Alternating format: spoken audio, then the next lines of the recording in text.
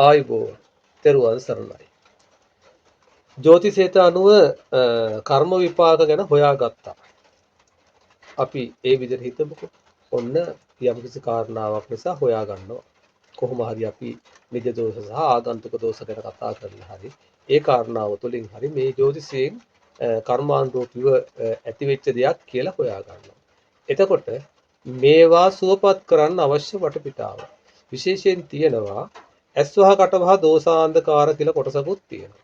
ඊට පස්සේ සංසාර අපිත් එක්ක ඇතිවෙච්ච කෝප, දෙවියන්ගේ කෝප, දෙමව්පියන්ගේ ගුරුවරුන්ගේ කෝප. අපි කියන්නේ සාප කියලා ඒවට කියන්නේ. මේ ජ්‍යොතිෂ සඳහන් කරන සාප කියලා. එතකොට ඊගාවට සහෝදර සහෝදරියන්ගේ දරුවන්ගේ පවා සාප තියෙනවා. ඒවා පැහැදිලිව හොයා ගත්තට පසුව සාපෙට අදාළවදී කරන්න සිද්ධ වෙනවා තෝරගත්තොත්. එතකොට සමහර අයට ඔය කියනව නේද ඔය පිළිම පූජා කරන්න කියලා. බුදු පිළිමයක් හෝ වේවා දෙවියන්ගේ පිළිමයක් හෝ වේවා යම්කිසි පිළිමයක් පූජා කරන්න කියලා. ඉතින් අන්නේ පිළිම පූජා කිරීම තුලිනුත් ඊගාවට පිළිම පිරිසිදු කිරීම නැහැවීම තුලිනුත් ඒ අදාළ දෙවියන්ගේ බුදුරජාන් වහන්සේගේ හරි ඒ බුදුරජාන් වහන්සේ ශාප කළා නෙමෙයි. නමුත් ඒක සාපයක් වශයෙන් වෙනවා අපි පිළිම කඩා බිඳ දැමීම. අපි පිළිම අපිරිසිදු කිරීම. මෙන්න මේ කාරණා සියල්ල පොඩි දෙයකින් අපිට වරදිනවා. ඔකට හොඳම උදාහරණය තමයි අපි හිතනවා මේවා චූටි දේවල් නෙමෙයි කියලා. හැබැයි ඔයාලා හැමෝම අහලා තියෙනවා චුල්ලපන්තක හාමුදුරුවෝ කියලා ස්වාමින් වහන්සේ කෙනෙක් ගැන බුදුරජාණන් වහන්සේගේ කාලේ. මෙන්න මේ බුදුරජාණන් වහන්සේ කාලේ චුල්ලපන්තක හාමුදුරුවන්ගේ සහෝදරයා තමයි මහා පන්තක කියන්නේ. මේ මහා පන්තක හාමුදුරුවෝ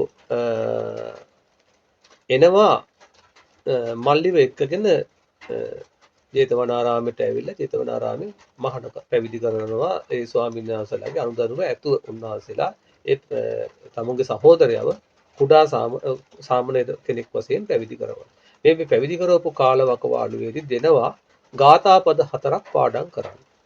හැබැයි ඉතින් මේ ගාථා පද 4 පාඩම් කරගන්න මෙයාට සෑහෙන්න කාලයක් යනවා. නමුත් කාලෙ ගියත් මේ පොඩි හාමුදුරුවනේ චුල්ලපන්තක කියන පොඩි හාමුදුරුවන්ට මේක පාඩම් මතක හිටින්නෙම නැහැ.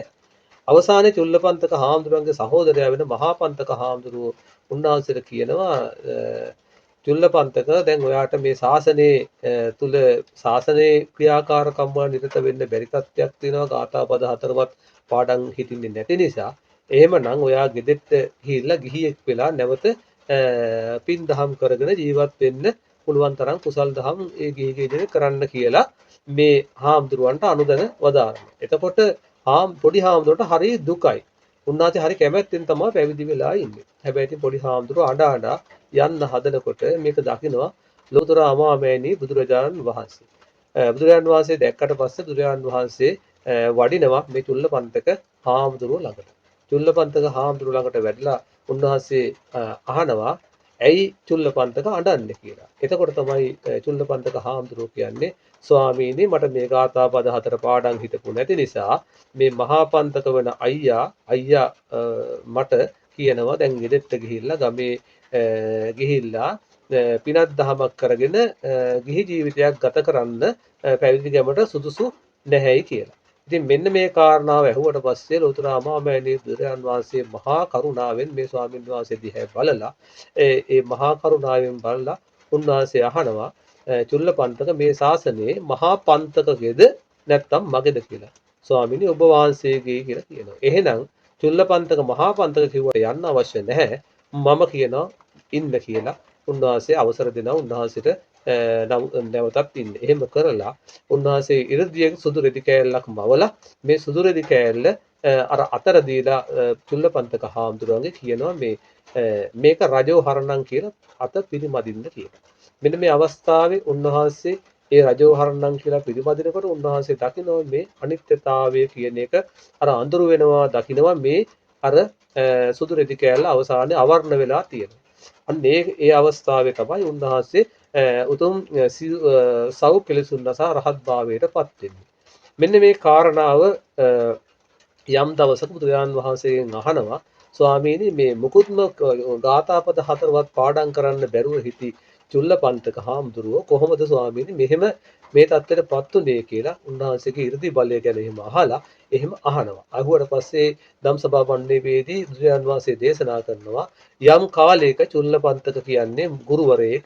ඒ ගුරුවරයා තමුන් 500ක් පමණ හිටපු ගෝලයෙන්ගේ එක ගෝලයකට අඥානයා කියපු වැරද්දට තමයි මේ දේ අමතක වුණේ කියලා සංසාර සුළු වැරද්දක් ගැන පෙන්නනවා. එතකොට අපි මේ උදාහරණයක් වශයෙන් මේ කාරණාව මම ගන්නෙ අපි කියනවා පොඩි දෙයක් වුණාට ප්‍රශ්නයක් නෑ. දෙමෝපියන්ගේ සාපයක් දරුවන්ගේ සාපයක් හෝ කාගේ හරි සාපයක් එනවා නම් අපිට ඒක අපි සංසාරේ පුරාවටම අපිට පොඩි පොඩි විපාක වශයෙන් හරි විපාක දෙනවා සමහරට ඒ සාප නිසා අපිට බොහෝ වෙලාවට අපහාස උපහාස වලට ලක් වෙන්න වෙනවා. එතකොට ඊගාවට අපේ රැකී ආරක්ෂාවල ප්‍රශ්න ඇති වෙනවා, අධ්‍යාපනයේ ප්‍රශ්න ඇති වෙනවා. මේවා සාප නිසා ඇතිවෙන දේවල්. ඒකෙහිඳ කවුරුවා සාප කළා නෙමෙයි අපි විසින්ම කරගත්ත සමහර දේවල් නිසා අපේ හිත කය වචනේ කරගත්ත අකුසල් විපාක නිසා සාපයක් බවට පත්වෙච්ච අවස්ථා. එහෙනම් මේ සියලු දේවල් දැනගත්තට පස්සේ මේ සියලු දේවල් වලට කරන පිළියම් තියෙනවා.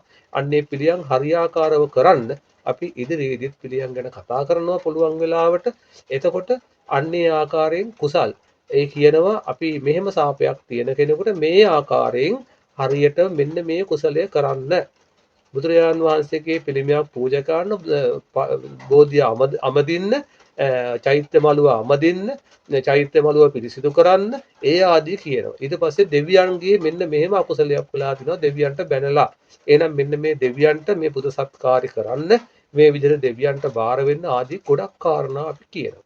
නැත්තම් දෙමව්පියන්ට සලකන්න මේ විදිහට ආදී කියලා කිව්වහම අන්න ඒවා දේවල් කළොත් අර අකුසල විපාකේ ක්‍රමයෙන් ක්ෂය වෙලා යනවා. අන්න එහෙම කරන්න හැමෝටම මේ කේන්දරය හරියට බලාගෙන ඒ කාරණාත් එක්ක ඉස්සරහට යන්න කියලා හැමෝටම මම කියනවා. නොදන්න කෙනෙක් හරියටම දැනගන්න කේන්දරයේ පරීක්ෂාව තුළින් දැනගන්න පුළුවන්. හැබැයි සූක්ෂමව බලන්න ඕන. හුඟ දෙනෙක් සූක්ෂම බලන ප්‍රමාණය අඩුයි. මොකද සෑහෙන කාලයක් ගත වෙන නිසා. නමුත් සූක්ෂමව බලලා හරි ඒ අදාළ ප්‍රශ්නෙට විසඳුමක් ලබා දෙන්න ලබා ගත්තට පස්සේ ඔයාලා තේරුම් ගන්න මෙන්න මේ කාරණාව නිසායි අපි දුක් විඳින්නේ. එහෙනම් ඒවා කරනකොට අපිට ක්‍රමයෙන් හරියනවා කියලා ඒ කාරණාව පැහැදිලි වෙනකොට ඔයාලට මේ කාරණේ හරියටම වැටහෙන්න ගනී. එහෙනම් හැමෝටම ප්‍රඥාව පහළ වේවා කියලා ආශිර්වාද කරනවා. තෙරුවන් සරණයි දීර්ඝායුෂ ලැබේවා.